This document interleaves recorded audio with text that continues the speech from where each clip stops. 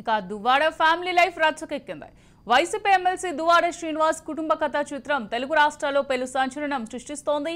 గత 2 రోజులుగా మీడియాకు ఇదే ప్రాధాన్య అంశంగా మారిపోయింది. దువ్వాడ కుటుంబాన్ని విడిచిపెట్టి ఓ మహిళతో సహజీవనం చేస్తున్నారనేది ఆరోపణ. దీనిపై గత కొద్ది రోజులుగా వివాదం నడుస్తూనే ఉంది. ఎన్నికల ముందు ఇదే అంశం తెరపైకి రావడంతో అప్పటి సీఎం జగన్ కలగజేసుకున్నారు. దువ్వాడ శ్రీనివాస్ ను తప్పించి టెక్కలి అభ్యర్థిగా ఆయన భార్య వాణి పేరును ప్రకటించారు. కానీ ఎన్నికలకు ముందు అనూహ్యంగా మళ్లీ దువ్వాడ శ్రీనివాస్ పేరును ఖరారు చేశారు. దీంతో తీవ్రంగా రగిలిపోయారు వాణి. ఒకానొక దశలో ఇండిపెండెంట్ గా పోటీ చేసేందుకు కూడా సిద్ధపడ్డారు. అయితే అప్పట్లో వైసీపీ అధికారంలో ఉండడంతో అప్పటి పెద్దలు సర్ది చెప్పడంతో మెత్తబడ్డారు.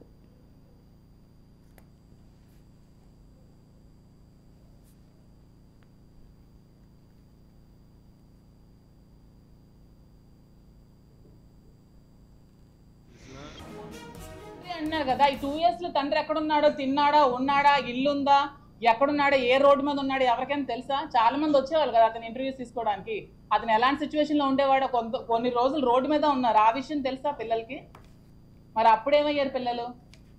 అది తండ్రి కోసం వాళ్ళు ఇక్కడ ఏం జరిగిందో అది మీరు వాళ్ళకి శ్రీని గారికి అడిగితే మీరు చెప్తారు అక్కడ ఏం జరిగింది. నేను ఆ సిచ్యువేషన్ లో లేను. నాకు తెలిసింది ఏమంటే 2 years గా అతను చాలా స్ట్రగుల్స్ ఫేస్ చేసి ఇంటికి తాళం ఆవిడ వేసేస్తే నడి రోడ్ మీద ఉంటే మేము చూసుకోవాల్సి వచ్చింది. ఈవెన్ ట్రాప్ చేసి అంటారు కదా, ఎందుకు? ఓకే, ఆ శ్రీని గారికి ఏం ఆస్తుందో చెప్పండి నాకు అంటున్నాను నేను. శ్రీని గారికి ఉన్న ఆస్తి ఏమిటి? శ్రీని గారికి ఉన్న ఇల్లు వాణి గారికి ఇచ్చేసారు. శ్రీని గారికి ఉన్న ఫ్యాక్టరీ వాణి గారికి ఇచ్చేసారు. శ్రీని గారికి బ్యాంక్ బ్యాలెన్స్ కూడా 0. శ్రీని గారికి అంటూ ఏం ఆస్తి లేదు. సో నేను శ్రీని గారిని దేనికోసం ట్రాప్ చేస్తానో మరి వాళ్ళకే తెలియాలి.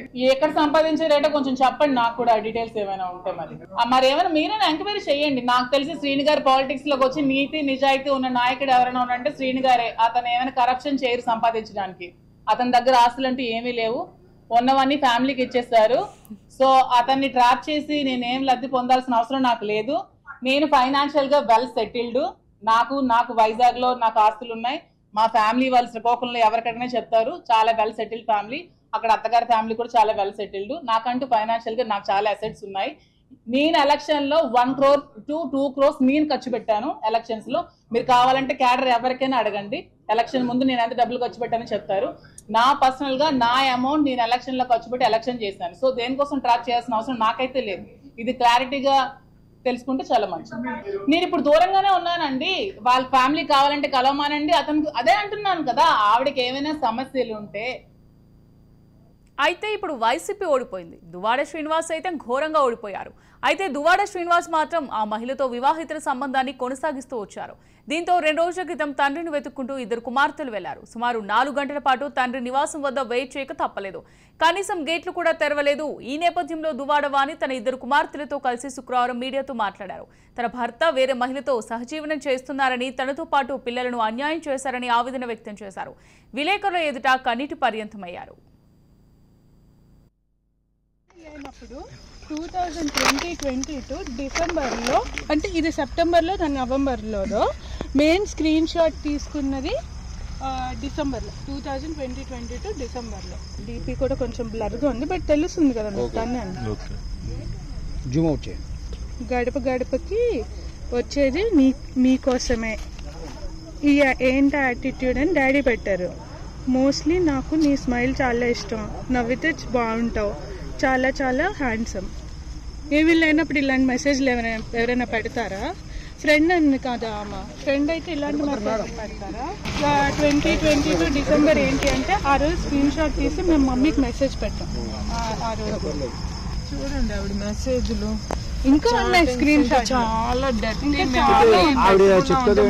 మేమన్నారు 2022 సెప్టెంబర్లో వస్తే అంత త్వరగానే అంటే ఏం లేదంట కదా. మరి చాటింగ్లు ఏంటి, ఈ మెసేజ్లు ఏంటి?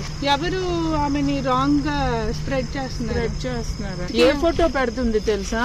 ఆవిడ ఒక డాన్స్ చేసింది శ్రీని గారి పుట్టినరోజుకి. మీరు అందరూ మీకు తెలుసు, ఆ పుట్టినరోజుకి డాన్స్ చేసిన వాళ్ళందరికీ మనం సన్మానం చేసాం.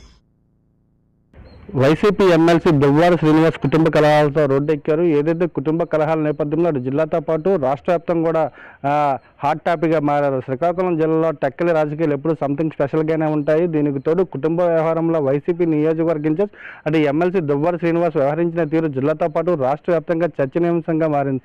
ఇదైతే చీటికి మాటికి వివాదాలు, తన రూటే సపరేట్ అన్నట్టు దువ్వాడ శ్రీనివాస్ వ్యవహరిస్తూ ఉంటారు. టెక్కల్లో మరోసారి అయితే దువ్వాడ శ్రీనివాస్ కుటుంబ వ్యవహారం రచ్చకెక్కిందని చెప్పుకోవాలి. గత 2 ఏళ్లుగా కుటుంబంతో వివాదాలు కొనసాగుతూ ఉన్నాయి. దీంతో ఎమ్మెల్సీ దువ్వాడ శ్రీనివాస్ ఆయన సతీమణి వాణి వేరువేరుగా ఉంటున్న పరిస్థితి కనిపిస్తుంది. కుటుంబ కలహాల నేపథ్యంలో గతంలో ఇన్ఛార్జ్లను వైసీపీ మారుస్తూ వచ్చింది.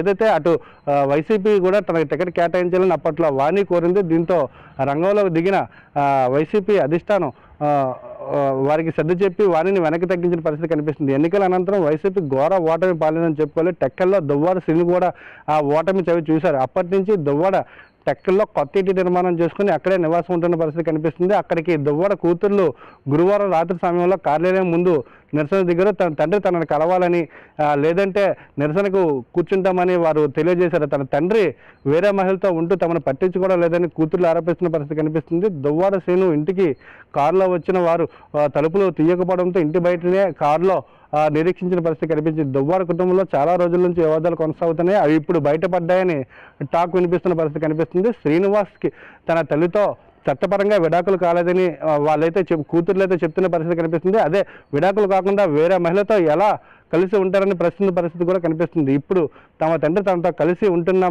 మహిళకు గతంలో పిల్లలు కూడా ఉన్నారని, తన తండ్రిని ట్రాప్ చేసి కుట్ర పన్నుతున్నారని ఆరోపిస్తున్న పరిస్థితి కూడా కనిపిస్తుంది. దీనిపై దువ్వాడ సతీమణి వాణి కూడా స్పందించారు. మా ఇద్దరిది ప్రేమ వివాహం అని తెలిపారు. అయితే ఆయన రాజకీయాల వల్ల తాము ఎంత నష్టపోయామని కూడా పేర్కొన్నారు. దువ్వాడ శ్రీను గడప గడపకు వైసీపీ కార్యక్రమం జరుగుతున్నప్పుడు వేరే మహిళతో అక్కడ టెక్కల్లో ఉండే గ్రామస్తులు కావచ్చు, అదేవిధంగా కార్యకర్తలు కావచ్చు, చూసిన వారంతా తమకు చెప్పారని, దువ్వాడను సొంత కార్యకర్తలే తిట్టుకోరని తన దృష్టికి వచ్చిందని ఆమె పేర్కొన్నారు. మరోవైపు దువ్వాడతో ఏదైతే ఆరోపణలు ఎదుర్కొంటున్న మహిళ ఉన్నారో ఆవిడ కూడా మాధురి లత కూడా కీలక వ్యాఖ్యలు చేశారు. టికెట్ కోసమే వాణి తనపై తప్పుడు ఆరోపణలు చేస్తుందని మండిపడ్డారు.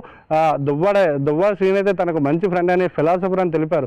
రాజకీయ భవిష్యత్తు కోసమే వాణి తనను పాములా వాడుకుంటుందని సీరియస్ అయ్యారు. దీనిపై దువ్వాడ శ్రీనివాస్ కూడా క్లారిటీ ఇచ్చిన పరిస్థితి కనిపిస్తుంది. ఏదైతే కేవలం రాజకీయ లబ్ధి కోసమే తన భార్య తనపై వాగ్వాదాన్ని దిగుతుందని, తనపై రాజకీయ కక్ష పెంచుకొని తనని రాజకీయంగా దెబ్బ కొట్టేందుకే వాణి ఈ విధంగా చేస్తుందని, తన కూతురులను తనపై రెచ్చగొడుతుందని దువ్వాడ శ్రీనివాస్ తెలిపిన పరిస్థితి కనిపిస్తుంది.